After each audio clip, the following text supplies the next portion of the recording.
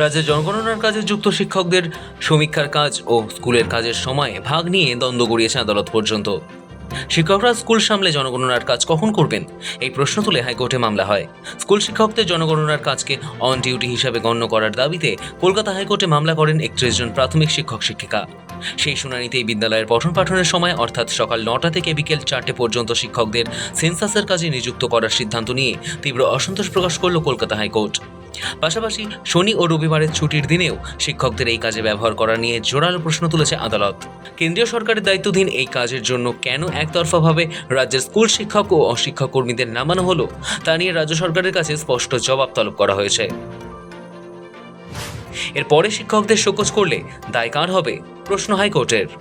মঙ্গলবার শুনানিতে রাজ্য ও সেন্সাস কর্তৃপক্ষকে বিচারপতি রাও বলেন, আজকের দিনটাও চলে গেল, এরপরে 1 মাস আছে, এরপর আপনারা শিক্ষকদের শোকজ করবেন, তখন কি হবে, দায় কার হবে? এখন বলছেন তাদের প্রশিক্ষণ হবে, তারপর কবে তারা সেন্সাসের কাজ করবেন?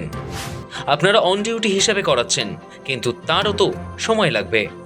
তার সংযোজন, একদিকে 1 মাসের সময় বাধা হয়েছে সেন্সাসের জন্য, রাজ্যের সঙ্গে সেন্সাস কর্তৃপক্ষের কোনো সমন্বয় নেই। একটা স্কুলের কত শিক্ষক আছেন, তার মধ্যে কতজনকে এই কাজের জন্য নিয়োগ করা হয়েছে, তার কোনো হিসেব আছে সেন্সাস কর্তৃপক্ষের কাছে? এটা চলতে পারে না।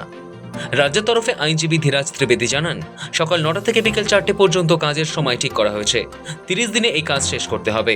যা শুনে বিচারপতির প্রশ্ন, এই সময় কি যথেষ্ট?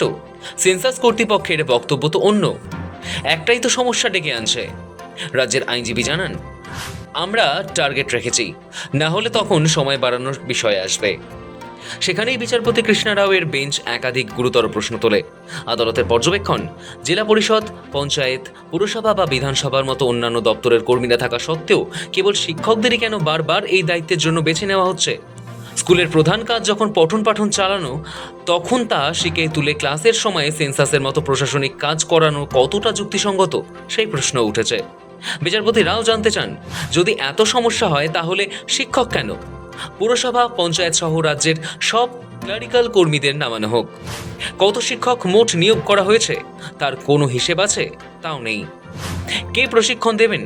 আবার স্কুলের পরীক্ষারও সূচি ঘোষণা হয়ে গিয়েছে, তাহলে কিভাবে হবে?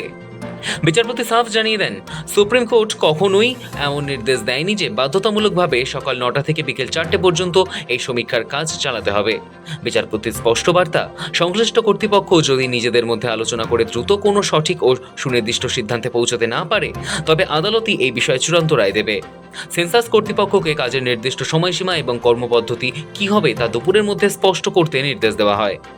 আদালতের কড়া নির্দেশ, শিক্ষা ব্যবস্থাকে সচল রাখতে সঠিক পদ্ধতি কি হতে পারে তা সরকারকে নির্দিষ্টভাবে হলফনামা দিয়ে জানাতে হবে। তবে মামলার শুনানিতে মঙ্গলবারও মেলেনি সমাধান সূত্র। বুধবার ফের এই মামলার পরবর্তী শুনানি রয়েছে।